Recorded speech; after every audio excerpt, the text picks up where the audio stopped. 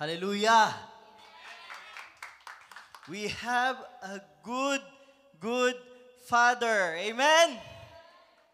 And sabi nga, He is perfect in all of His ways. And that is the reason why grace is sustaining us. And mga kapatid, 2024, we have declared exceeding, the year of the exceeding abundant grace. Amen? Mga kapatid, 2024 is ending soon. But the year, or God's exceeding abundant year will stay forever and ever. That is His promise. And God has given that to us. We know our God, when He gives something, it stays. He never takes it back. And His kingdom, ano sabi sa Bible? His kingdom stays forever and ever. And that kingdom belongs to you now because of the finished work of Jesus Christ. We can have one full day. It will not be enough. We will not have enough time to thank God because His goodness never ends. We have so many failures. If we look at our failures this year, dami, di ba? Napakarami. Even in a day, our failures are hundreds of times. But the grace of God is 1,000 and 1,000 times more than any failure you have. Amen? As we end this year, as I give you this exhortation, God is telling us one thing. He told me to remind us again who He is. And He told me to remind you of one particular person in the Bible. Let's say, a crazy guy in the Bible. I would like to share to you Samson. Once again, we have talked about Samson before. He is one of the strongest guy in the Bible, one of the mightiest guy in the Bible, but one of the most sinful and failure guy in the Bible. Let's see the verse.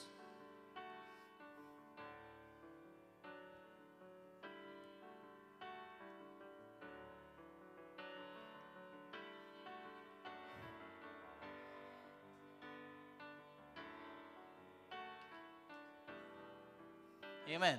It says here, we can find the story in Judges chapter 15, and it says, when he came to Lehi, the Philistine came shouting against him. Then the Spirit of the Lord came mightily upon him, and the ropes that were on his arms became like flax that is burned with fire, and his bands broke loose from his hand. Take note of this. He found a fresh jawbone of a donkey, reached out his hand and took it, and killed 1,000 men with it. Amen? Mga kapatid, this is the good news of that story. But before this story, you know how Samson ended up in this situation? Because ang dami niyang choices. There are so many choices that he stood by himself. A choices that is against to who he is. A choices that is against even to God. Before that, he just go on his desire.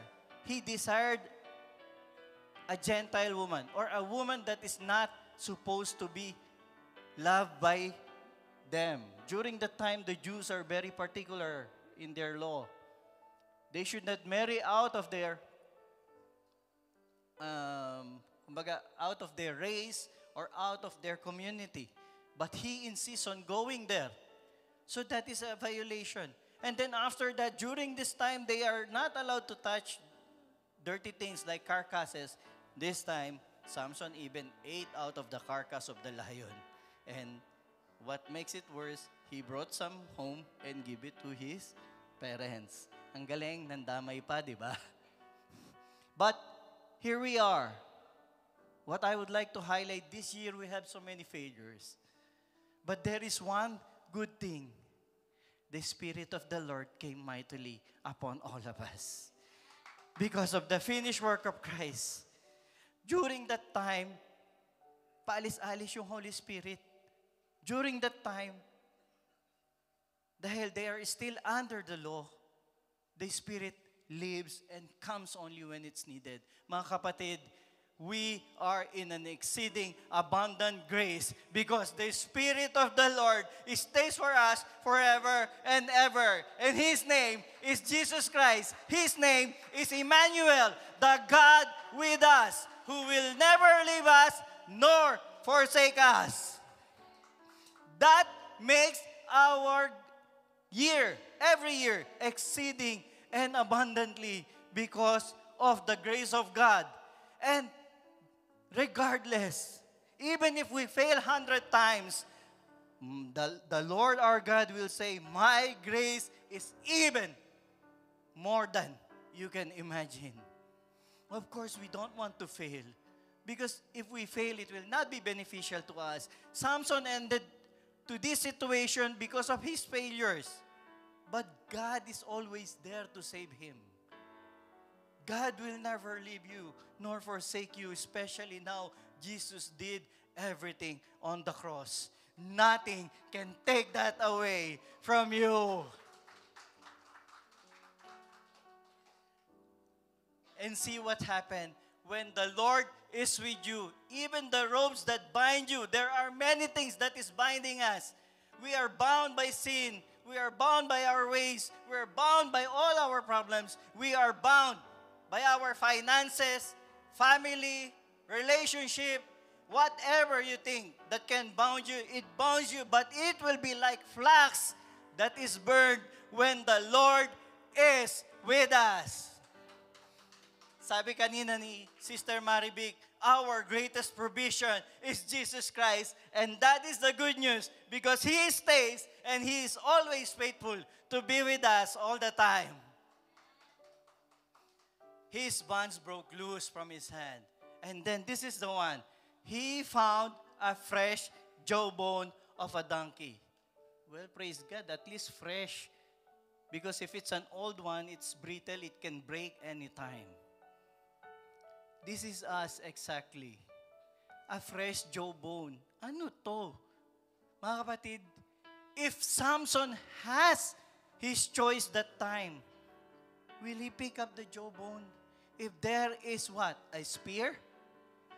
A sword? A shield?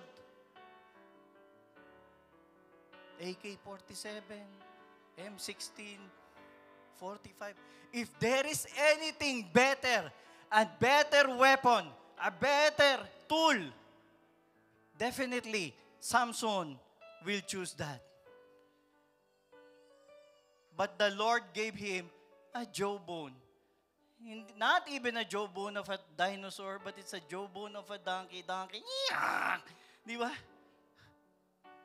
A donkey, parang ikaw, ano to, Lord? Donkey, but look what it did. It slayed 1,000 men. Mga kapatid, this is us. Whatever you have right now, whoever you are right now, mahina ka man, mababa ang pinag-aralan, hindi mo nagawa yung kailangan mong gawin, wala ka dun sa goal mo, even you don't reach the plan that you want to or the goal that you want. When I reach this age, you did not reach that. Ako ang goal ko, sabi ko, pagka na-reach ko tong age ng 52 years old na ako. So I reached my goal. No, but coming back to Samson, mga kapatid, our year will always be exceeding abundant grace of God because of Jesus Christ. Mga kapatid, even only a jawbone is on your hand. Kung ano yung hawak mo ngayon, pati yung sahod mo na maliit, yung work mo na nandyan ngayon, kung may choice ka, di ba, you will choose better one. May choice ka sa asawa mo. Your choice only is to love him more and to love her more. It's a joke. Hindi pala magandang joke. Kalimutan niyo yun. Delete. But imagine if you have something, if you can choose more, you will choose better. Amen? But one thing, why the jawbone work? 1,000 men. Mga kapatid, yung 1,000 men, kahit nakatayo lang yung kahit nakatayo lang, papaluin mo ng jawbone isa-isa. Paano mo papatayin yung nakatayo, hindi pa lumalaban? Kahit pa malakas si Samson, hindi naman si Superman yan, si Samson yan. You cannot do it. But whatever God gives you on your hand, God will multiply that and will use that more than anything that you need to succeed, to defeat all your enemies, and to reach every goal that you need, because God who promised is faithful. Hallelujah. Praise be to God. Let's give Him the best clap offering. Can you stand and I'll pray for you?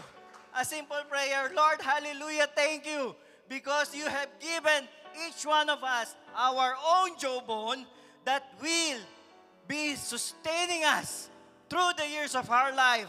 Even enemies stand before us. Even challenges stands before us. Any problem, anything, you stand with us. And whatever we have, even if it's a jawbone, because of you, we will always be victorious because of the victory of Christ that you have given us. Lord, bless all of these brethren of mine, pati yung mga wala dito, including their families. Thank you, Father, for that blessing and favor. In the name of Jesus Christ, everybody say,